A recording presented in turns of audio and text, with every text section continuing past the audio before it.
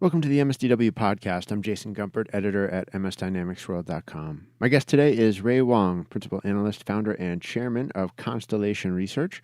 Ray was on hand earlier this week at Microsoft's Business Applications Analyst Forum and found plenty to write and tweet about. Microsoft hadn't hosted an industry analyst event of this type in several years, and Ray and others on hand noted several ways that Microsoft has evolved its strategy in the space, centrally with what Microsoft describes as a digital feedback loop focused around business insights on customers, products, and people. Ray talks to me about how mature this approach appears to be, the priorities that Microsoft identified to the analyst community, and how Microsoft stands up today against other enterprise software heavyweights in his view. Okay, hi, Ray Wang. Welcome to the podcast. Thanks for joining me today. Hey, it's been great. What's going up, Jason? Well, not too much. I have to say, you just came away from a Microsoft briefing. You wrote about it already. You shared a whole lot of tweets while you were there, sort of sharing your perspective on the fly. And I was hoping that we could just get a little more perspective from you, kind of based on what you've already shared. So I have to say, just to start, the Microsoft analyst events are like probably my favorite event that I'm never at, because you get to hear a lot of sort of hot takes from smart people from a distance, so you can kind of put it together in your mind in a way that you don't necessarily get at other events. I don't know how they are for you. You know, they're great, and we haven't had one in a long time. And I think with the new leadership team and what's been changing, there's a lot of things that we've been trying to understand. Why things have moved, or why certain products are in certain places, or how people are selling, and how partners are feeling. And I think it was a really good point in time to be able to get everyone together there and ask the questions of the key stakeholders. Yeah, that's what I wanted to get your impression on first, was just that long gap and sort of what your first impressions were of like the big changes or the big evolutions. Obviously, there's some pretty clear ones, a lot of different management, right? But any other first impressions? Yeah, I think the best way to understand what they're doing is that slide that we put up, that we took pictures of, which was the digital feedback loop. Right. And I think for years we've thought of the Dynamics world as CRM and ERP, and it's a little bit more than that. And what they've managed to do is elevate that thinking by saying, look, there's a customer side of the business, and that's focused on the customer signal and customer engagement. There's a product side of the business, which is the traditionally ERP side. And it's about how we get from products and operations, and how does that information come back to the organization. And then there's something around people, which is kind of their way of saying we're getting into HR, but we haven't fully announced we're getting into HR. And I think that was the interesting thing. And so understanding how all that fits. But if they were just building a transactional app and transactional system, this would be boring. It wouldn't even be interesting. We'd be like, what a sleeper. But what they're talking about is really getting the signals of what's happening with employees, what's happening on the production floor, what's happening in terms of marketing and sales engagement, and bringing that all together so that organizations can get smarter and make better decisions. And I think that's the story that they were trying to tell. I don't know if they were good at telling the story, but I know that that's where they were headed. And what they were building definitely showed that, right? What they're building showed where they wanted to take all that information and insights and put it together. And this is fundamentally the big change, is for people to understand that that's why they want to tie back, Sales Navigator from LinkedIn. That's why they're building some type of talent recruitment product. That's why their investments are around trying to connect Office back to the applications. And so it's not about Dynamics anymore, but it's about these series of business applications. Yeah, I mean, it sounds like you took a lot away from it. Did Microsoft convince you of its commitment to sort of owning and really competing with business applications as opposed to productivity and infrastructure? I think yes. And I think that they're serious about this because they see that the applications are part of a larger digital transformation story. And for them to be successful and win at large accounts, like what they've done at Ecolab, where they took away, they basically converted someone that was about to go to Salesforce or renew at Salesforce to be a Microsoft client. They realized that they have to sell all Microsofts at a client in order to win, and you can't do it without applications. I want to ask a little more about your impression of some of that leadership team that you noted. I would guess that almost all of those people are, maybe Mike Ehrenberg and a few others have been there. But I mean, the five that you noted in your own blog post, I think are probably all new since the last time they had an event like this. And the ones I'm most interested in, honestly, would be like your impression of the roles that Alyssa Taylor and James Phillips have in sort of shaping. But I would open it up to the other key people there too. Any sort of specific impressions you got of how that team, maybe individually or together, are shaping Microsoft strategy? So I think the best way to explain this is they haven't taken a classic apps point of view, right, of CRM and ERP and the pieces of that. And that's why that cloverleaf structure that you see is they're taking kind of a broader Microsoft point of view. And for partners, that's been kind of hard to swallow, because it means that, am I going to get the same attention for CRM or get the same attention for ERP? And I think what they've been trying to do is say, look, it's bigger than this. And that team is pretty cohesive in terms of believing that. So from James down to Alyssa, down to Hayden on the sales side, they fundamentally believe that they are a cloud company that's selling business applications on that Microsoft stack. And so, there's people there that are still from the original team, a few like Prom and Mike Ehrenberg and, folks on the finance and operations team. So they're there, but they're being asked to do things that are bigger than just the classic ERP, classic CRM piece. And I think that's what's interesting about what they're doing. Yeah, from what you're saying too, it makes me wonder if or that they don't have all the answers yet, like you said, in terms of here's how this makes for a great partner opportunity, for example, which is something I hear on the partner side. How is this going to be a great opportunity for us? Would you say that's one of the sort of the question marks still? Well, I think what they're also doing is they're looking for different types of partners, and partners that can do more than just on the app side, partners that understand how to integrate things back into Azure, partners that know how to use, Power Apps, right? So they're looking for broader sets of partners, less specific than where we were in the past. And so, when we talk about who they're targeting, that's kind of shift, right? They're going for larger deal sizes. Right? But it doesn't mean they're still not relying on partners who are helping them with, the last mile or building out the IP. They're just requiring partners to be much more multidisciplinary than they were in the past. And that's where a lot of the friction between partners and the BizApps team, Dynamics team has been, where they are expecting partners. They're expecting partners to be able to do more than just one area and one function.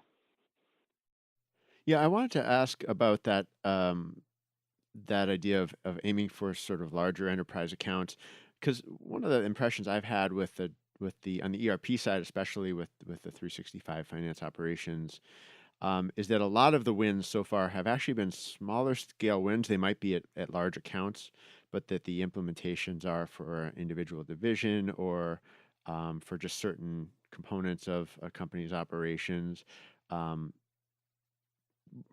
Were you picking up on that, or do you really see them sort of going for the biggest possible opportunities on sort of in all aspects of what they bring to market? So that's the interesting communications gap that we saw at the event, because they spent a lot of time talking about these large enterprise account wins and where they were geared towards being able to win across the stack for Microsoft. And you and I basically know that the partners aren't in that business, right? The partners are basically they're doing a couple of things. They're doing two-tier ERP, getting a department up and running. They are doing, consolidation in the cloud, where they're finally getting like all these functions that weren't in the cloud before up and running. Or they're buying a point solution and starting that at, departmental level with Microsoft and, doing land and expand over time. Right? That's the traditional part of the business. And that part of the business is still the core of the business. It's just that they're trying to get to enterprise scale.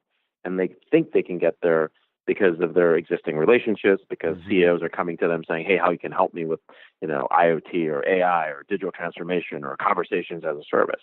And all those things are driving those larger conversations. And a lot of those deals are being driven at the CEO level now, not just at the regular level. And so MCS is basically priming some of these deals or working with partners. So that's a very, very different landscape. But the heart of the partner conversation is one level below. And I think that value prop, they're figuring out how to actually explain that value prop to the partners, or they're taking partners and actually helping them partner with partners so that they they cooperate into a deal. Okay. Yeah. I did want to ask you a little bit more about that because you wrote about it a little bit. Maybe this is what you're referring to, this shift in Microsoft's go-to-market strategy, I think is how you sort of described it, and the acknowledgement that CEO level conversations are going to be really important, and I think that's reflected in some of the recent findings that your firm has written about, right? That really it is starting at the C-suite for some of these initiatives. It is, especially with digital transformation. That's where they're starting, right? They're starting at that level. And the CEOs, like in our survey, in our 2017 digital transformation survey, we basically showed like 29% of CEOs are driving the overall efforts, and a quarter of the CIOs are, right? But the CEOs are pushing pretty hard, and that's where they're expecting, everything from Azure to what's happening with Power BI to Office 365 to the whole integration strategy is based there. Interesting. Since I know that you do pay a lot of attention to licensing and pricing, and I'll just add, I know some of the meeting you were at was NDA, so obviously I know you're maybe limited, but from what you saw of pricing of licensing strategy that Microsoft has in store for its business solutions, do you like what you're seeing? I like the concept. I think they're basically trying to make it easier to buy chunks and smaller parts of the software where they can. So instead of buying all CRM, being able to buy just the sales user or sales professional user. So they've got a user-based pricing strategy where they're designed to allow customers to buy a couple modules to get started, and then after the third module, it makes more sense to buy the whole suite, right? So that's kind of how it's set up today, and I think that's smart, right? Customers do want to do that. I think over time, what we're going to see is that the value is not necessarily at a per user basis. The value to a customer is going to be the next best action or the suggestion or the insights that are going to be sent out there. And I think that pricing model hasn't been thought out yet because customers don't buy that way yet. But more importantly, that's going to depend on cross-industry processes that actually happen. So you take something like an order to cash where you hit across CRM, ERP, and you bounce back and forth already 4 times. How do you price for something like that? Right. So I think that's, the overall pricing model is going to get more granular so that customers can choose what they need to choose and get started where they need to get started. But I think at the same time, it's also going to be more bundled because once customers decide that they're going to stick with Microsoft, they have a way to get to the third module and just buy the entire suite around finance and operations or around customer engagement. Yeah, I mean, one of the elements that sort of looks like the glue, maybe that you're referring to, and that I just picked up on that people really seem to be very favorable of from demos or whatever this week was the sort of the offering around Power Apps and maybe Flow. Did you like what you saw there? It seemed like it got a lot of positive reviews from people. I mean, here's the thing. Once you standardize on the cloud and everything's like best practices, you still got to differentiate, right? You got to build stuff that doesn't exist. You got to dream up things that customers want. And that's where Power Apps and Flow play a great role. I think people get excited about that because having a low-code, no-code platform is important, and having a shared common data model is important. And so when you put those two things together and you can light up a responsive design mobile app, or you can easily put together a report that people can use and publish and tie it to workflow, people get excited about that, right? Because they can finally build the stuff that they've been dreaming about. And so I think a lot of the analysts at the event were just like, yeah, that's cool. I wish I could do that. So yeah, that definitely did get a lot of attention at the analyst event. Another thing I wanted to just ask you about was something I maybe caught a whiff of or heard someone allude to. I forget exactly where, but it sounded like Microsoft is holding the door open for lots of potentially big changes still. I mean, clearly they're on a certain track and they've shared a certain vision, but it sounded like it's entirely possible that a lot of things are open to change still.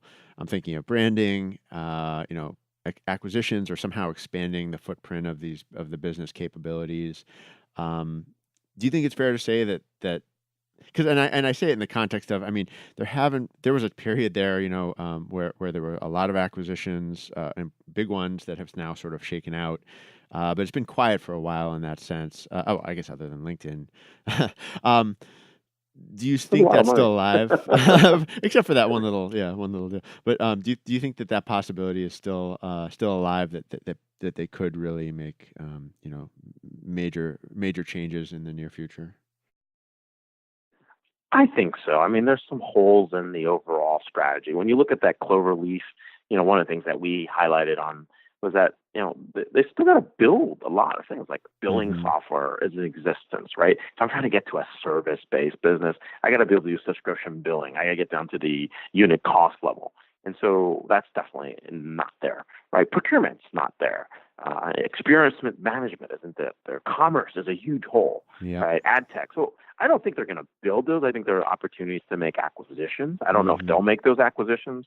It's not like they're going to go back and buy Sitecore, but they might look at a company like Episerver, which could be interesting, right? Or they might partner with someone like Commerce Tools, yeah, the commerce side. I mean, those are all, Hmm. I mean, speculative. I don't think they said anything about it. It wasn't under NDA. It's just, logically we see those as potential opportunities. Billing, right? There's a lot of billing software companies out there. So are they going to get billing right? Or are they going to pull from some other team? Hey, maybe they can pull from the Xbox team. Those guys do subscription billing, but can they do it at telecom scale, right? So those Right. things have to get worked out.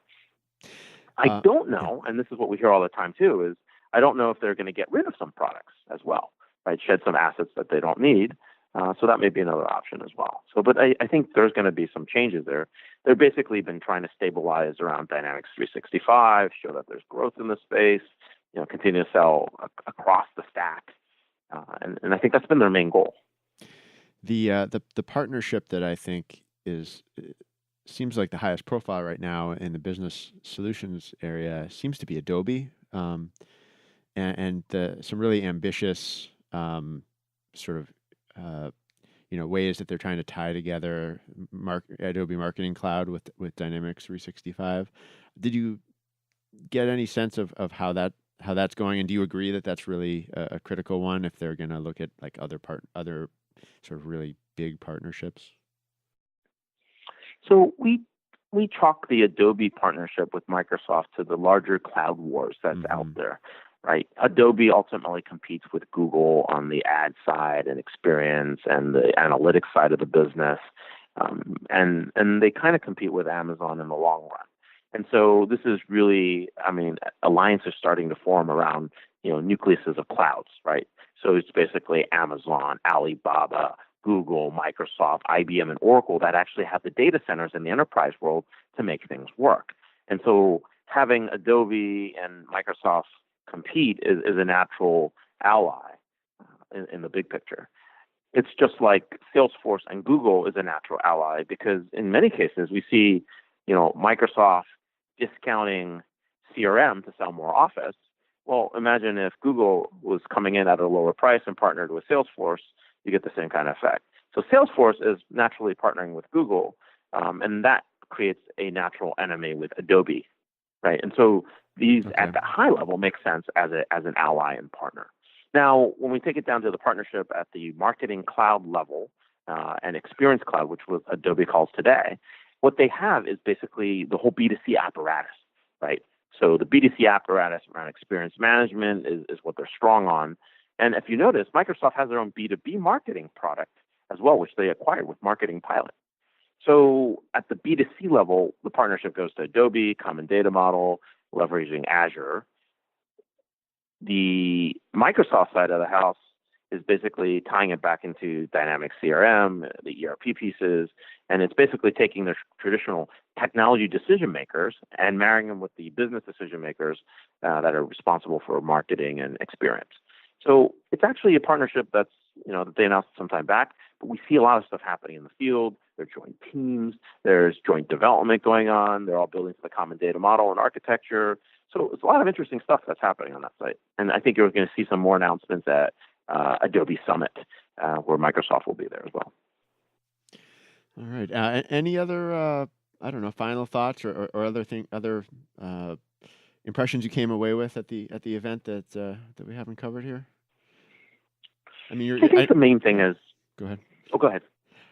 I was thinking because I know that you're you're in your role you're being briefed by a lot of firms, many of Microsoft's competitors in the cloud front, on the business solutions front. Yeah, how well is Microsoft really, or how close are they, and how easy is it to even compare these days between what you're seeing in different firms' offerings? Well, the thing is, we get briefed by companies that have certain sets of features, right? Whether it's in Salesforce automation or whether it's in supply chain or procurement, and that's very, very different. And so when you look at Dynamics 365, it's basically at first it's basically a suite play, right? And you're looking at buying the entire capabilities in the cloud. So to compare them with other products right now, it's basically, if you look at something like deployment choice. There's only a few players where you can get it on premises.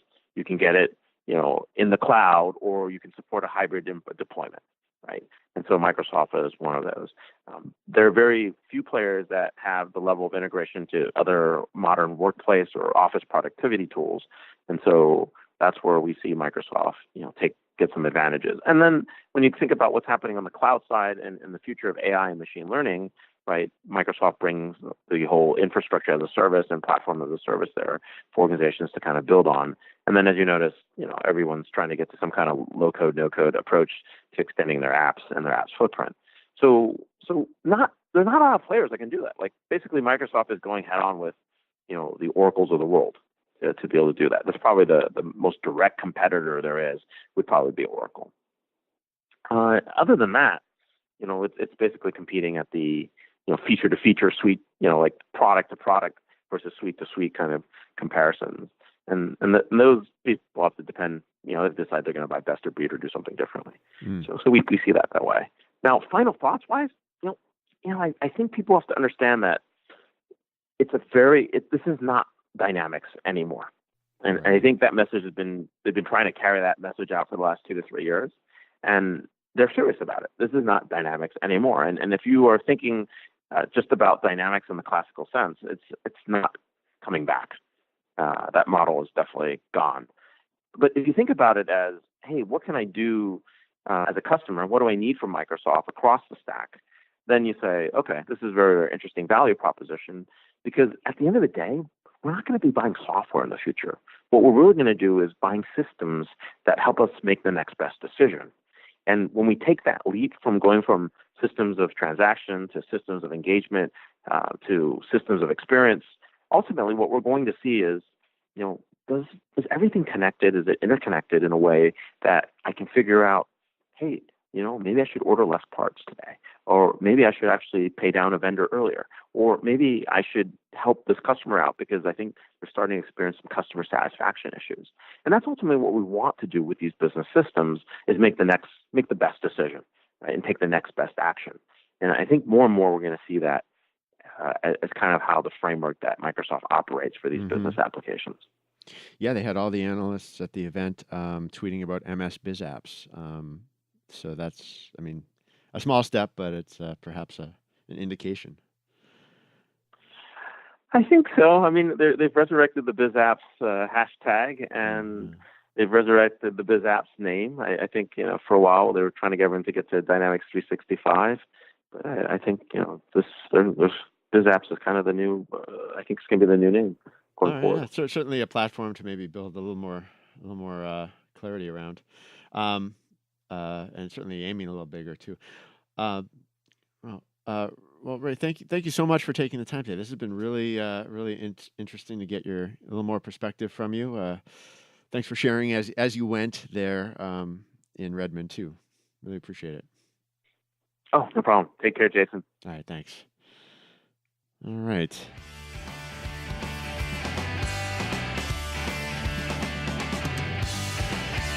This has been another episode of the MSDW podcast. My thanks to Ray Wang of Constellation Research for joining me.